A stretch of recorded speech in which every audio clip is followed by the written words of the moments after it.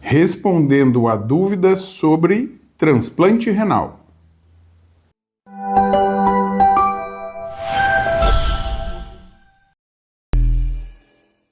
Pessoal, resolvi gravar um novo vídeo, vocês estão no canal Urologia e Saúde, sobre comentários que vieram do último vídeo que a gente fez sobre transplante renal, o vídeo até ficou longo, muito interessante o tema, tem bastante informação, curiosidades para o ouvinte leigo, e vieram alguns comentários interessantes.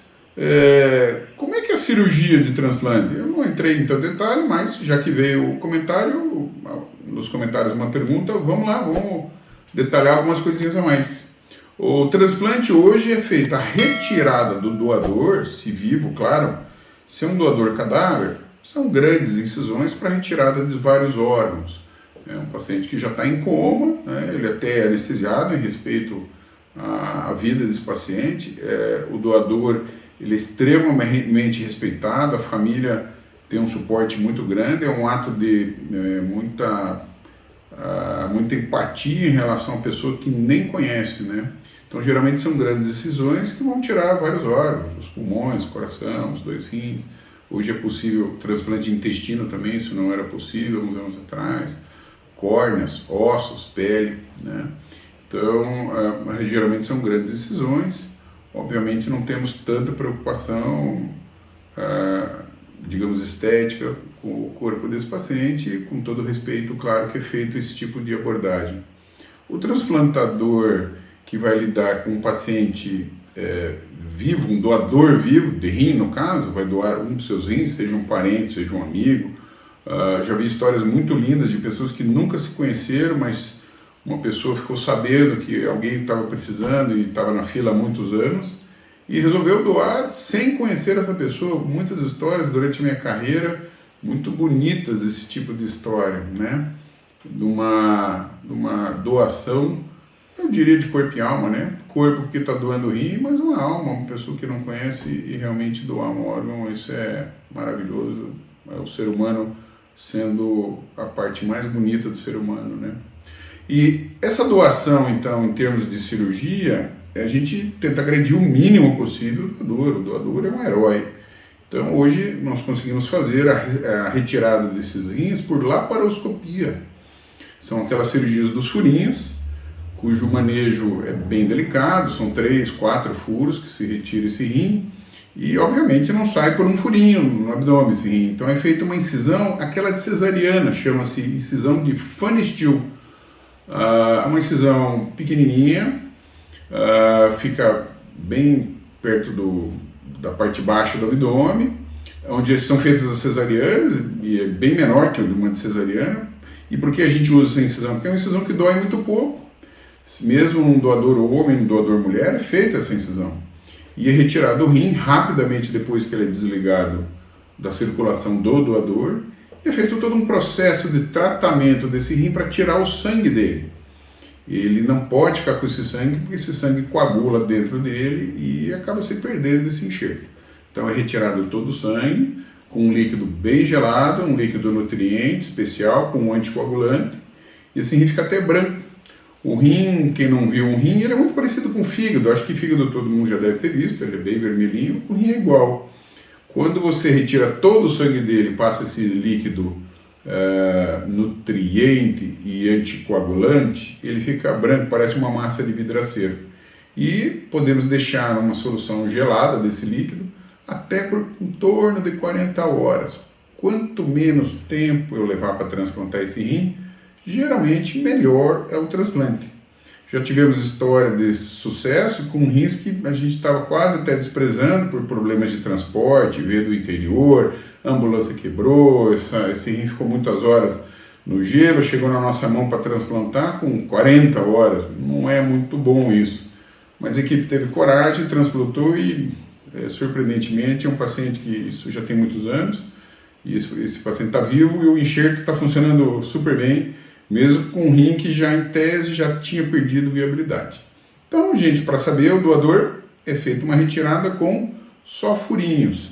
O receptor não tem muito jeito, hoje a gente ainda não consegue fazer por vídeo o implante do rim. Tem muitas equipes treinando para isso, para ver se a gente consegue fazer por vídeo também o implante. Cirurgia muito difícil, muito delicada e tem que ser um pouco rápida, porque quando o rim é retirado dessa solução gelada, ele começa a esquentar. Ao começar a esquentar, ele começa a estragar, literalmente.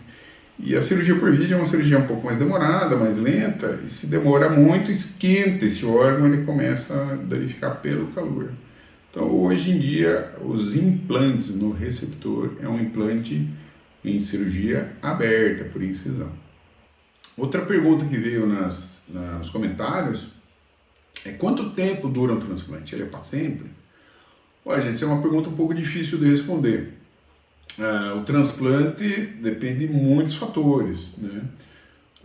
No vídeo 1, em relação ao transplante, eu comentei com vocês que a maior parte dos pacientes que são submetidos aos transplantes são pacientes já de uma certa idade, que são diabéticos e ou hipertensos.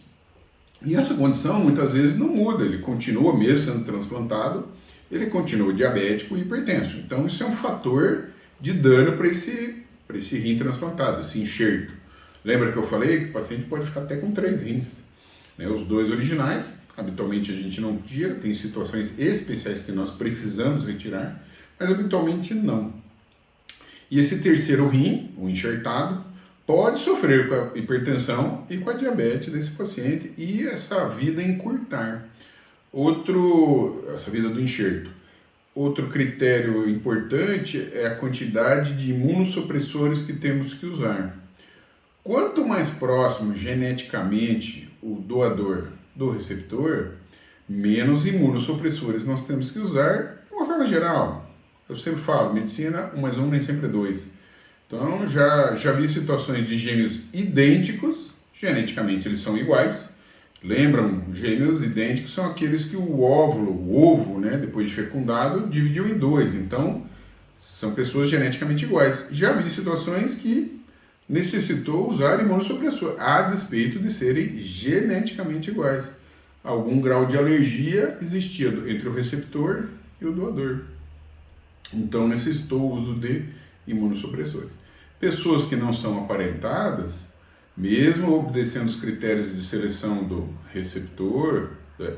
do doador, muitas vezes eu tenho que usar uma carga alta de medicamentos e imunossupressores. E o problema dos imunossupressores é que eles são a cruz e a espada do enxerto, de qualquer órgão, não só do rim. À medida que eu subo muito a quantidade de imunossupressores para evitar a rejeição, eles acabam sendo tóxicos para o próprio rim. Então ele elimina a alergia, digamos, do receptor ao enxerto, ao órgão que foi transplantado. No entanto, ele ataca o rim porque ele está numa dose muito alta.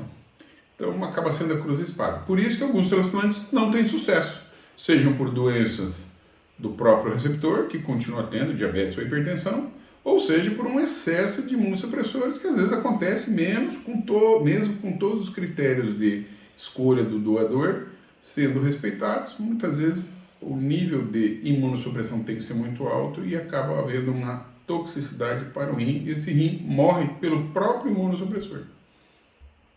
Doutor, eu vou inserir aqui mais uma perguntinha. Estou lendo aqui, vou ler exatamente como escreveu aqui.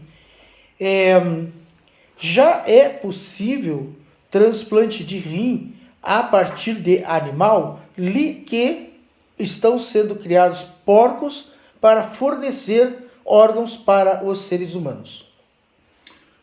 Boa pergunta também. Isso cabe até um outro vídeo, é um assunto muito extenso, mas vamos falar um pouquinho. Essa pergunta do ouvinte deve ter sido motivada porque ele talvez tenha visto ou ouvido falar sobre um xeno-enxerto bastante comum, que já existe há muitos anos, que é uma válvula biológica feita de tecido de suíno, habitualmente suíno, pode ser feita de bovino também.